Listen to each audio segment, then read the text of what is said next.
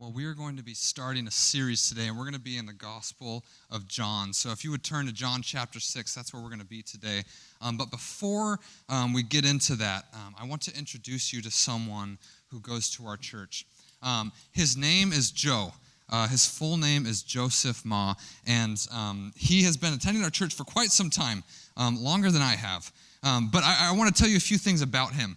He started working at Blockbuster and Best Buy, but then he really found his thing in the Army. And he started working for the Army, and not like the normal like 4 or 5 year stint where you get in and you get out, but he's actually been working for the Army for 19 years. It's a long time. And yeah. And Joe also really likes Disney. He really likes Disney, and he really likes Star Wars. If he's not at work for the Army, then he's probably at Disneyland. But if you were to ask him about his greatest passion, it wouldn't be any of those things. It would actually be his family. So he's been married to his wife, Jerica, since 2009, and he has 2 beautiful little kids. And this last month was a very exciting month for their family because he got to introduce 2 of his great passions. So he loves his kids, but he also loves Star Wars. And he got to show his 2 kids Episode 4, right? And that's A New Hope, I think. I'm not as big of a Star Wars fan, but he got to show them Episode 4. And it was a little bit of a letdown, though, because I guess his daughter was painting her nails, and then his son was talking a lot. But they did say that they wanted to see the next one, so there is hope. But I need to share one more thing about Joe. I've actually never met Joe before, not a single time. Maybe when I first came here, when I was doing a lot of introductions, like "Hi, I'm Micah," "Hi, I'm Joe." We might have had one of those. But aside from that, I've never actually had like a conversation with Joe. But I know a lot about Joe, right? And there's a reason for this, by the way. If you were to ask a social psychologist if I know Joe, they would say, well, no. And they would differentiate these 2 things by saying, well, there's personal knowledge and there's impersonal knowledge. Right now, I have a lot of impersonal knowledge about Joe. And they would say this is knowing about someone. They would say, I don't really know Joe, I just know about Joe.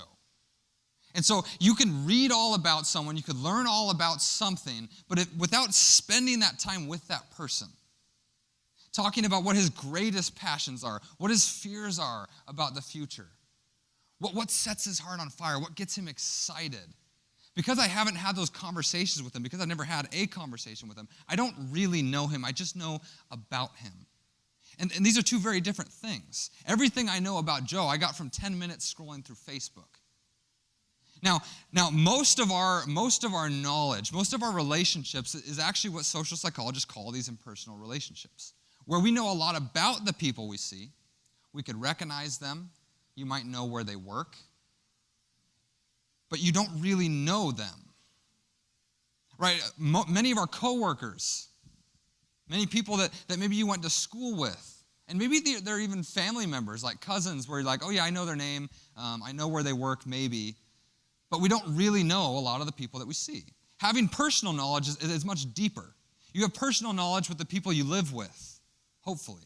You have personal knowledge with family members and your life group. People you share your story with. People you're honest with. People you're real with. And here's why I bring this up, though. When it comes to Jesus, do you have a personal knowledge of Jesus?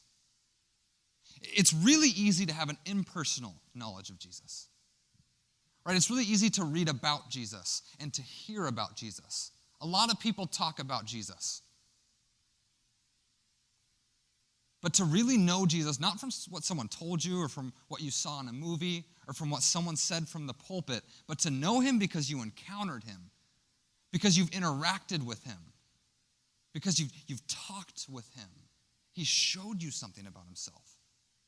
That's personal knowledge. And I think there's a lot of people that don't have that personal knowledge. In fact, it's really easy. There are atheists. There are biblical scholars. There's a few famous biblical scholars who are atheists. And they have more knowledge about Jesus than I do or than you do. They could tell you all about the Bible. They've read all about Jesus. And sometimes we mistake this. We say, well, I've read the Bible a lot. I know a lot about Jesus. I've listened to a lot of sermons. But it's different when you have that personal encounter. And sometimes maybe we had that a long time ago, but maybe it's been a while. And we haven't really talked with Jesus. We haven't really interacted with him. And that personal knowledge has kind of begun to fade. Do you personally know Jesus, or do you just know about Jesus? And I want to challenge you to really take that a step forward as we go into this series. Because at the core of this is this question of who is Jesus? And the first 4 books of the Bible, of the New Testament, we call them the Gospels. And these first 4 books of the New Testament are dedicated to answering this question, who is Jesus? Now, as Jesus is preaching and teaching and performing miracles, this question is a mystery that's swirling around. The crowds keep asking, who is this guy who teaches with authority? Who gives sight to the blind? Who is this guy? Even Jesus' disciples are asking this question, who is he? Now, they knew a lot about Jesus. They knew his name. They knew what he looked like. They knew the things that he was doing. But most of these people really didn't know who he was. Even his disciples seemed to have some confusion about who he really was and what he was really trying to do. There comes a point in the book of Matthew. And in Matthew chapter 16, Jesus takes his disciples really far north in Israel. And he takes them to this place called Caesarea Philippi. And while he's in Caesarea Philippi, there's this large cliff, this big rock cliff that all these temples are built into. They're built into this rock. And it's a big place of pagan worship. And Jesus is standing there kind of amidst these temples with the rock behind him, and he's talking to his disciples, and he decides to ask them this question, who do people say that I am? Who do people say that I am? And the disciples respond, they say, some people, they say you're John the Baptist, reincarnated. Some people say you're Elijah. Some people say you're a prophet. Some people say that you're just a wise teacher. But then Jesus turns to them and says, who do you say that I am? And Peter looks at Jesus and he says, you are Christ, the Messiah, the Son of God. And then Jesus says something really important. He says, Peter, upon this rock, I will build my church. Upon this rock. Now, in Caesarea Philippi, if you look at the cliffside, I've got a picture of it. If you look at that cliffside, these temples were built into this massive rock. And that was the foundation of these temples. But Jesus is saying, my church, your faith will be built on a different foundation. It's not going to be on a rock. No, it's going to be on a belief, on an understanding of who I am. When Peter says, I know who you are.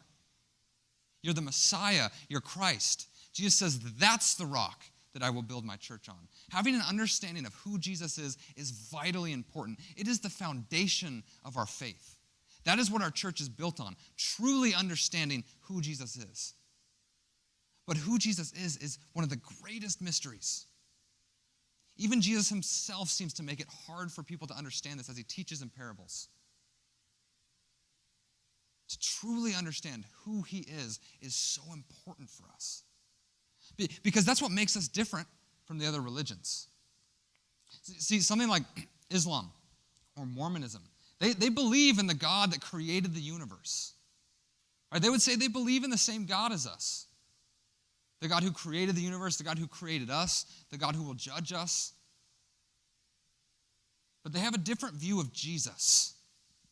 And fundamentally, that's where the biggest and the most important difference is between our faith and all the other religions. Islam believes that Jesus existed, but they don't really know who he was. They say he was a teacher and a wise prophet. The Mormons, they believe in Jesus, but they don't believe that he was God. And they're missing this really important part of who Jesus was. And it's our understanding of who Jesus is that makes us different from all the other religions. But also it sets us up for really powerful things to truly know who Jesus is. We're going to be jumping into this series called I Am. And we're going to be looking through these 7 I Am statements found in the Gospel of John. In the Gospel of John, Jesus 7 different times says, I am, and then he clarifies that. Now, I'm very excited for this series because the more that we understand who Jesus is, and the more we understand what he wants to do, really the deeper our relationship with him will go. This is one of the most important things to our faith. There's a reason that Jesus says, upon this rock, I will build my church. There's so much to understand in who Jesus is. And it's my prayer and it's my hope that as we go through these 7 I am statements, that we would learn from Jesus himself as he tells us who he is and what he's trying to do in our lives. It is my hope and my prayer that we would be transformed. And I'm hoping this happens to me. And I'm praying that this happens to me. I'm excited to go through this series because as we look at what Jesus says and who he says he is, we can see that through a greater understanding of him and what he wants to accomplish in our life, we can see amazing things happen. And I'm praying and I'm hoping that he's going to do something powerful in my life, that my life will look different than it does now, that through a deeper understanding of who Jesus says he is and what he's trying to do in my life, that I will be different in 8 weeks than I will be today. And it's my prayer and my hope that you would take this and receive Jesus in a deeper way. Now, we all have an understanding of who Jesus is on some level, at varying degrees. We've all heard of Jesus, and hopefully you've all encountered Jesus on some level. But we could all take it deeper. I desire to take it deeper, and I hope that through this series that your hearts would be open to hearing from Jesus as we read his words who he really is, and that we as a church would be different at the end of this series, that our foundation would be more pure and more centered on who Jesus really is, not who people say he is, not even just what our parents say he is, not what I say he is, but who Jesus says he is. And today we're going to start with the first I am statement. That's when Jesus says, I am the bread of life. And so I want to set up some context for this passage. If you would turn to John chapter 6, that's where we're going to be sitting today. And so if you would turn there. Now, Jesus makes this statement later on in John chapter 6, but there are a few important things that happen leading up to this. So Jesus actually feeds the 5,000 at the beginning of this chapter. And most scholars look at that number and they say, well, they were only counting the men. It's actually more like 15,000 people. And so Jesus has a large crowd of people that are following him. He does something miraculous, and then he slips away. And he goes to the other side of the lake, and the crowd follows him. The next day they find him, and they follow him. And I would imagine the crowd is even bigger at this point. He just fed 5,000 people, potentially 15,000 people miraculously. And so I would imagine they're telling their friends, and he's got an even bigger crowd. This is probably the largest crowd that Jesus has had up until this point. 15,000 people waiting to see what he's going to do next, waiting to hear what he has to say. And then he makes this I am statement. He says, I am the bread of life. And he goes from having 15,000 followers to 20. How could that statement be so controversial? Why would that cause so many people to leave? I am the bread of life. Now, I have to believe that Jesus knew that people were going to hear that and leave. I have to believe it broke his heart to see people abandoning him, people leaving the way. But this is such an important statement that he knew he had to say it anyways. This is an important statement. I am the bread of life. It's crucial that we understand what he means when he says this. And so if you would turn to John chapter 6, we're going to start in 26, verse 26 of chapter 6, and it says this. Jesus answered, very truly I tell you, you are looking for me not because you saw the signs I performed, but because you ate the loaves and had your fill. Do not work for food that spoils, but for food that endures to eternal life, which the Son of Man will give you. For on him, God the Father has placed his seal of approval. So right away, Jesus is identifying a disconnect that the people are having with him and his teaching. And he's saying, look, you're following me because your stomachs are hungry. You want to fill your stomachs. But the food that I want to give you isn't for your stomach. Yeah, I fed you yesterday, but you're already hungry again. The food that I want to give you is actually for your spirit. I want to feed you in a way to where you won't be hungry again tomorrow. And the people aren't really connecting this. And Jesus is trying to identify this. And he's saying, you're here for the wrong food. And this is fairly common for us as Christians, right? We want things from Jesus. Say, God, help me with my job. God, help me with my family. Help me. I need more from you. And Jesus is saying, hey, you're asking for the wrong thing here. You're trying to feed your stomachs, but I'm trying to feed your heart. There's this hierarchy of needs that I want to put up, and this is actually used by like corporations. It's not a Christian thing. It's called Maslow's hierarchy of needs, and it shows these different categories, and it's used by CEOs or people who are hiring or trying to keep their employees. And the idea is that if you can meet all these different needs of your employee, then they will be happy and they will thrive. Right? You'll get your best work from your employees if you can meet all of these needs. Now, it starts, the bottom two levels are like your basic survival needs. And so at the bottom, they're like your physical needs.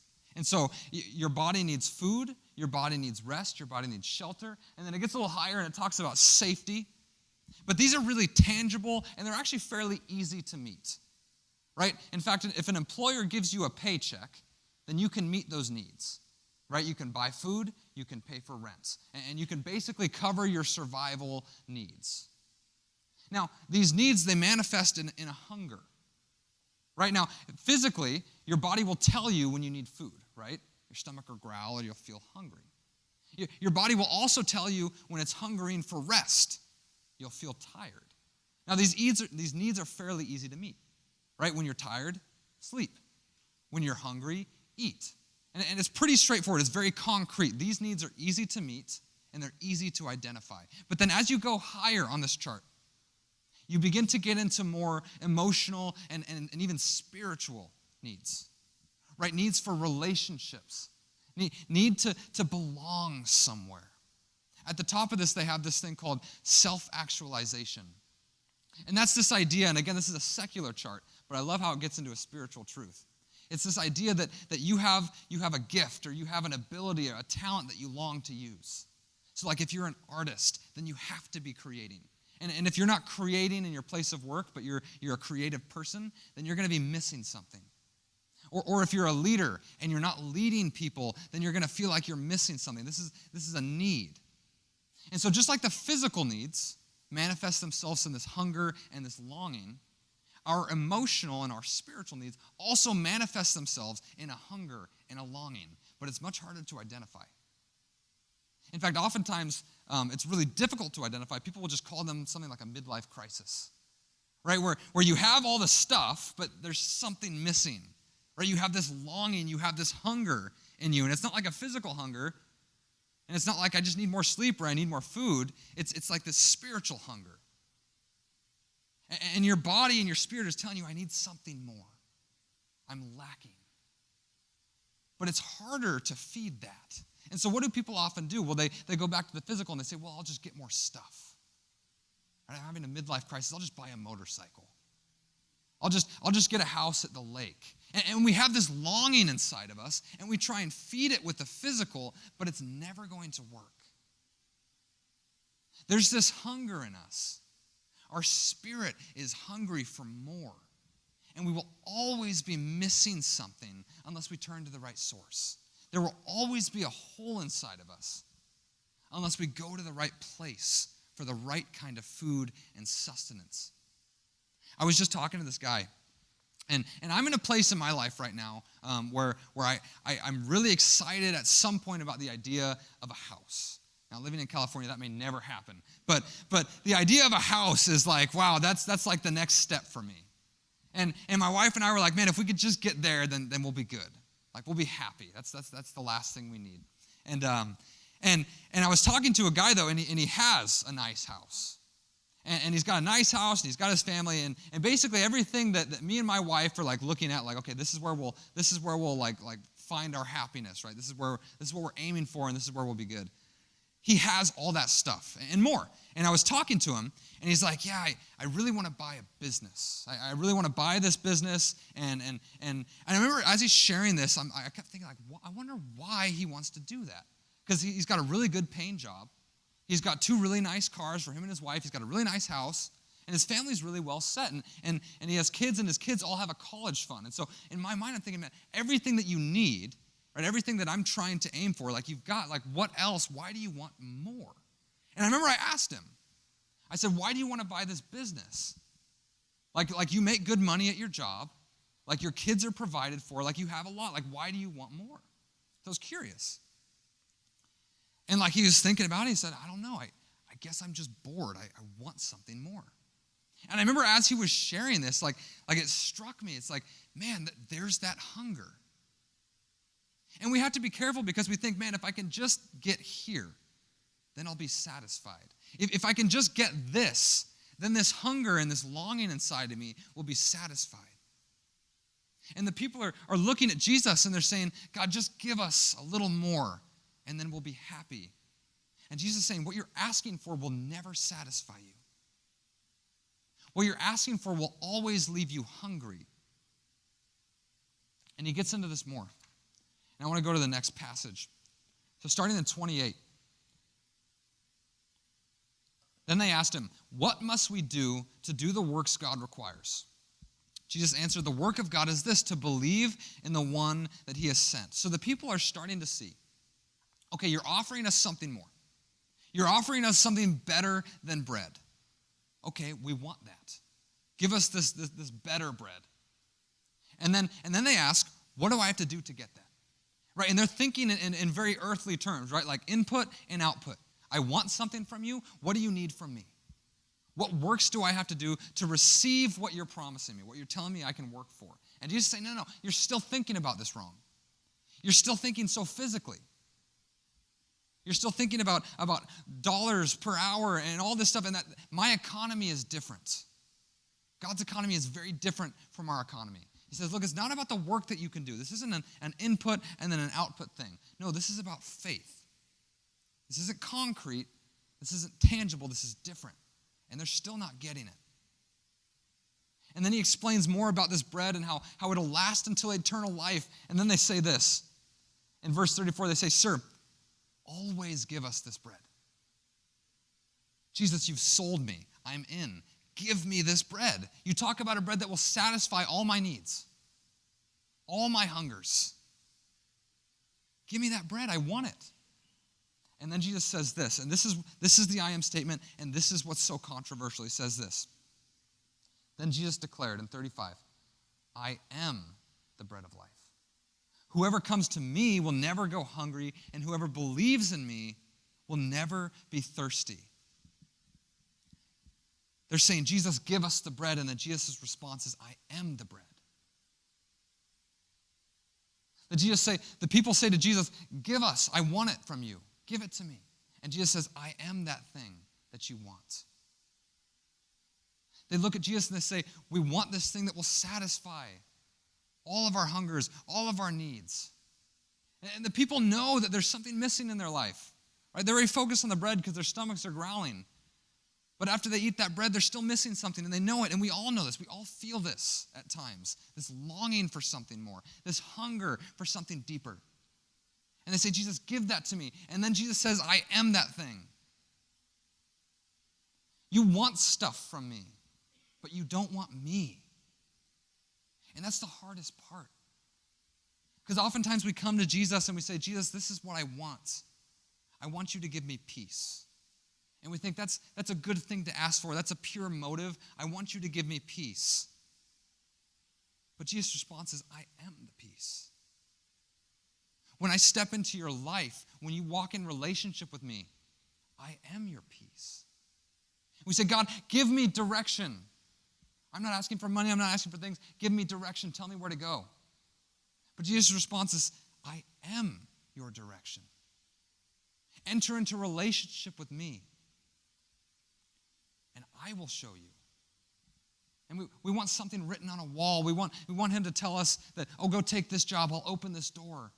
And we want these things. We want him to give us things. But he's saying, no, I am the thing.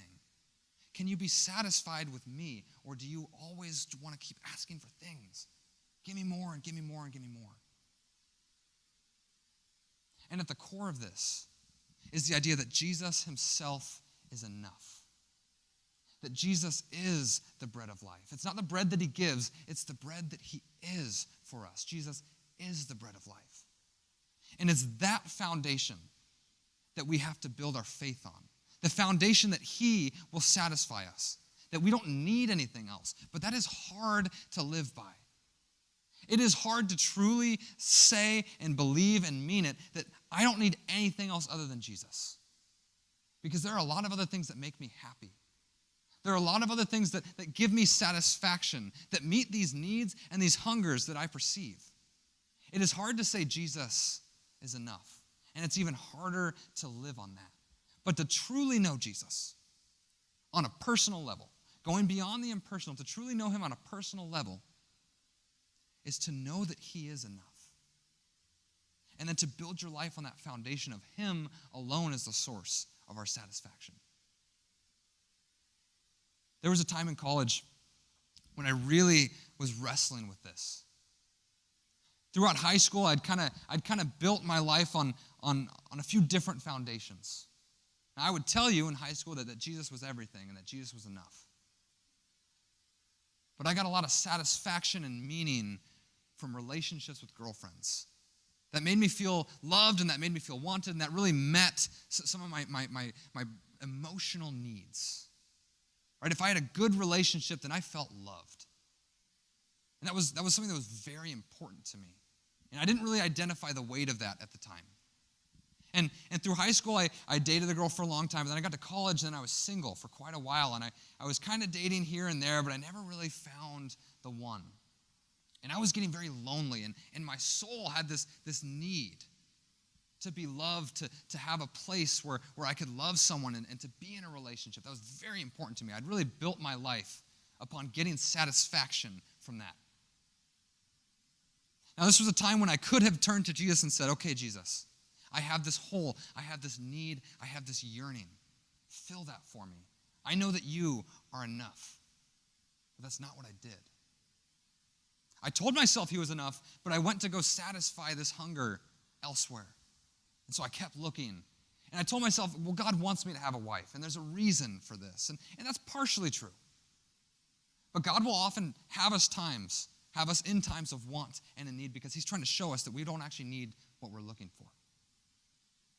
And I was working at Chick-fil-A at the time, and there was this girl, and I started talking to her.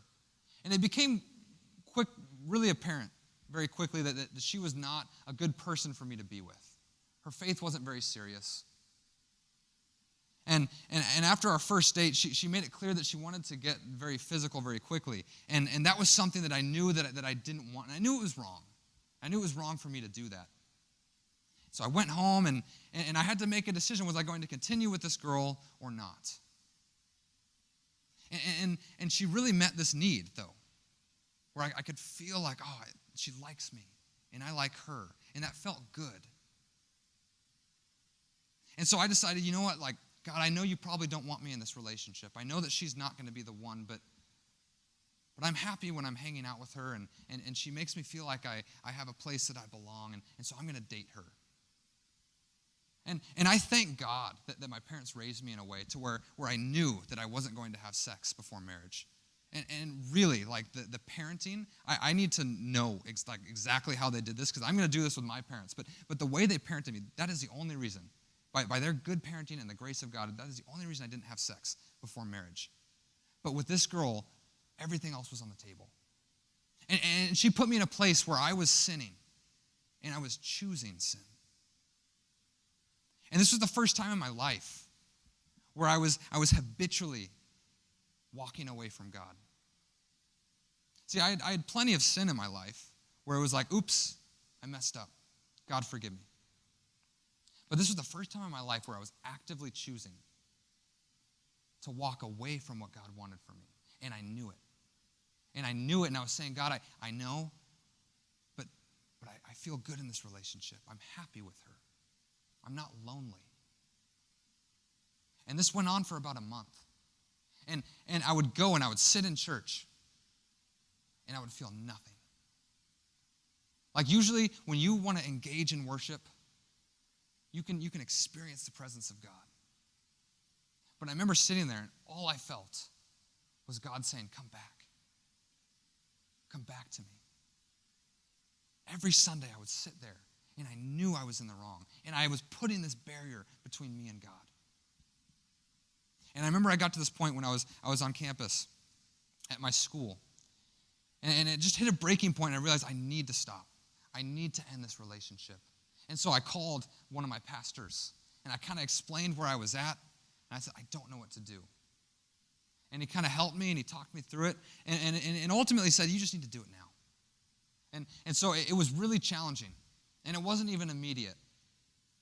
But I realized that I really had to tear some things down in my life, and that relationship, unfortunately, was one of them.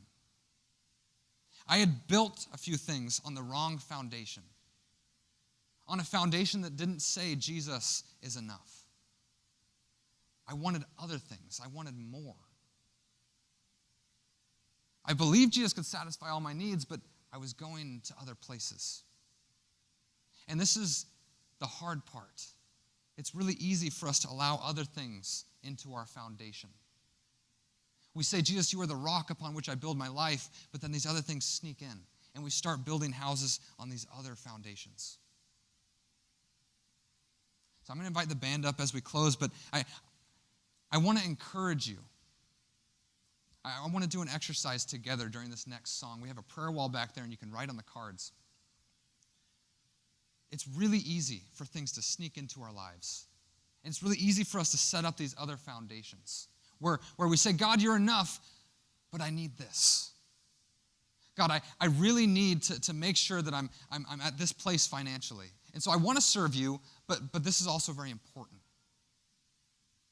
God, I want to serve you, but I need to make sure that I stay in this job because this is my career trajectory and this is very important to me. Where are those areas where you're pulling satisfaction from things other than God? Where you're trying to feed your hunger, the hunger of your soul or the hunger of your body from things other than Jesus?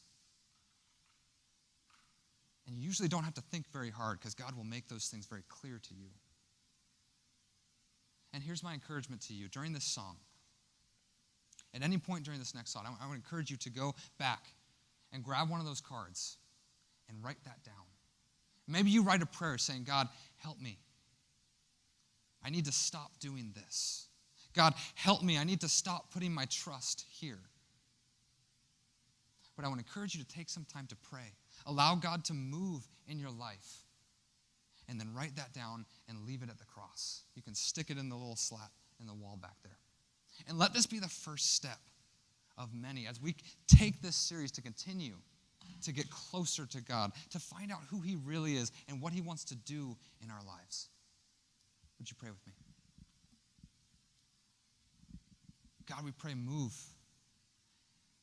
As we step into a deeper relationship with you, God, move in our lives. As painful as that might be, God, as challenging as it is to tear down some of the buildings that we've put on the wrong foundation, God, give us the courage to do it. God, let this be the first step in getting a deeper and more intimate understanding of